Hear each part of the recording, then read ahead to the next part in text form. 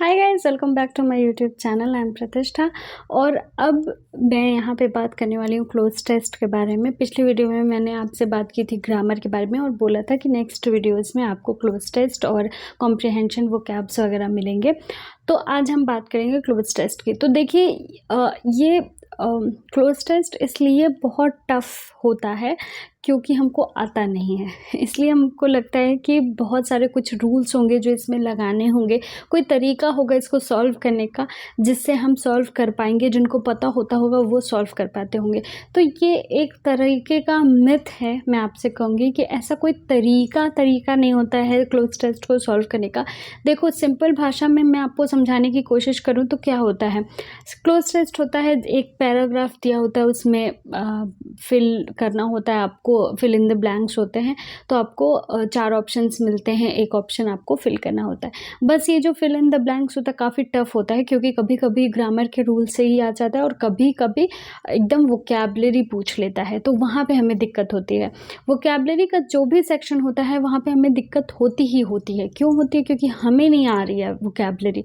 तो बस यही दिक्कत है क्लोज टेस्ट की। लोग बोलते हैं सबसे टफेस्ट है ये ऐसे सॉल्व करो, ऐसे सॉल्व करो। सच बताऊं तो ऐसा कोई तरीका नहीं है कि ऐसे सॉल्व करोगे तो आ जाएगा, वैसे सॉल्व करोगे तो नहीं आएगा।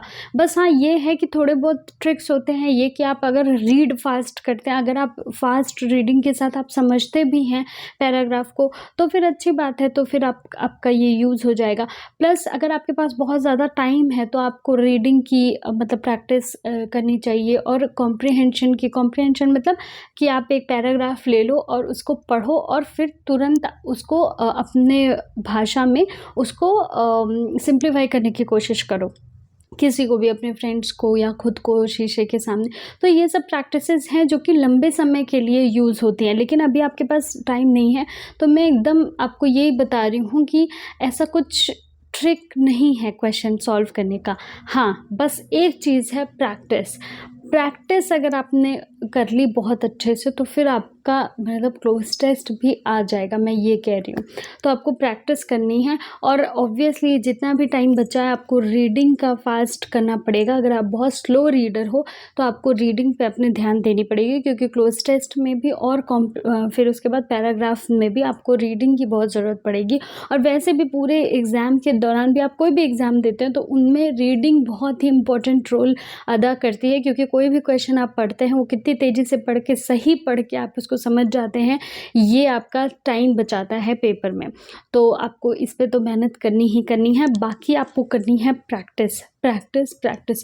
मैं तो कह रही हूँ कि आपको इतनी प्रैक्टिस कर लेनी है कि आप पैटर्न समझ जाओ, मतलब एसएससी का पैटर्न समझ जाओ कि भाई ये कैसे क्वेश्चंस देती है, किस टाइप के क्लोज टेस्ट देती है, आपको कैसे 4 ऑप्शंस में से एक पिक करना है। अगर आपको उसका सही ठीक से एकदम करेक्टली नहीं भी पता है मीनिंग तो भी आप उसको रख पाओ, इतनी आपकी वो प्रैक्टिस करने की ज़रूरत है। अगर आपका क्लोज टेस्ट वीक है, अगर आपका रीडिंग वीक है, अगर आपका कॉम्प्रिहेंशन वीक है तो आपको प्रैक्टिस से ही उसको बनाना पड़ेगा।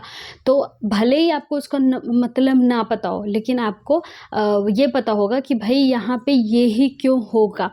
ये एकदम चेस की तरह है, चेस गेम होता है उसकी तरह है, समझो।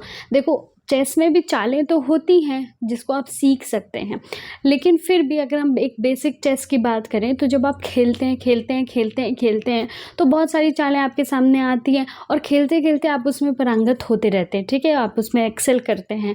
क्या बार बार वही चालें सेम, मतलब दूसरा इंसान है, मान लीजिए आपने सीखा अपने फादर के साथ चेस, वो कुछ चाल चलते हैं, उसके बाद आप धीरे धीरे उनके साथ बैठ बैठ के सीख रहे हैं, बाद में आप किसी और के साथ खेलते तो क्या सेम चाल वो चलेंगे?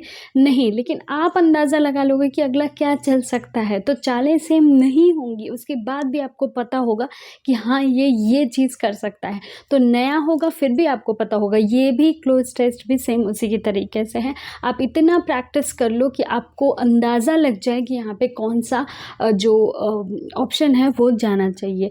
यही एक तरीका है इस समय आपको क्लोज टेस्ट में अच्छा दिखाने उठाने का, अच्छा नंबर लाने का। और दूसरी चीज़ है ऑब्वियसली इसमें ग्रामर होता है, इसमें वोकैबुलरी होती है। तो ग्रामर आप जितना पढ़ेंगे, जितने रूल्स आपके क्लियर होते जाएंगे, जितना आप प्रैक्टिस करते जाएंगे, क्लोज टेस्ट आपका उतना ही आसान होते जाएगा। और वोकैबुलरी भी आप जितना तैयार करते जाएंगे उतना होगा। अब आप क्लोज टेस्ट की तैयारी कहाँ से करें? तो किरण की और भी पब्लिकेशंस हैं जहाँ पे क्लोज टेस्ट की अलग से बुक आती है। तो कोई बुक आप ले या ना ले, मैं वो बुक ज़रूर आपको सजेस्ट करूँगी कि ऐसी बुक ले लें जिसमें क्लोज टेस्ट का अलग से कई सारे क्वेश्चंस हों जो कि आप सॉल्व कर सकते हैं, क्योंकि प्रैक्टिस ही इसमें ज़रूरी है। और दूसरा मैं कॉम्प्रिहेंशन के लिए भी जब भी बताऊँगी तो वहाँ भी बताऊँगी कि आप कॉम्प्रिहेंशन के लिए भी यानी पैसेज के लिए भी बुक ले लें जहाँ पे कई सारे क्वेश्चंस अवेलेबल हों जो कि आप प्रैक्टिस कर सकें। क्योंकि रीजनिंग में, क्लोज टेस्ट में और कॉम्प्रिहेंशन में प्रैक्टिस के बिना आप कुछ भी नहीं कर सकते। इन तीनों में ही आपको स्पीड चाहिए और प्रैक्टिस चाहिए, तभी आप भी कुछ कर सकते हैं। तो आई होप कि आपको ये वीडियो अच्छा लगा होगा। अगर अच्छा लगा है तो लाइक का बटन ज़रूर दबाइए और मिलते हैं नेक्स्ट वीडियो में। तब तक के लिए नमस्कार।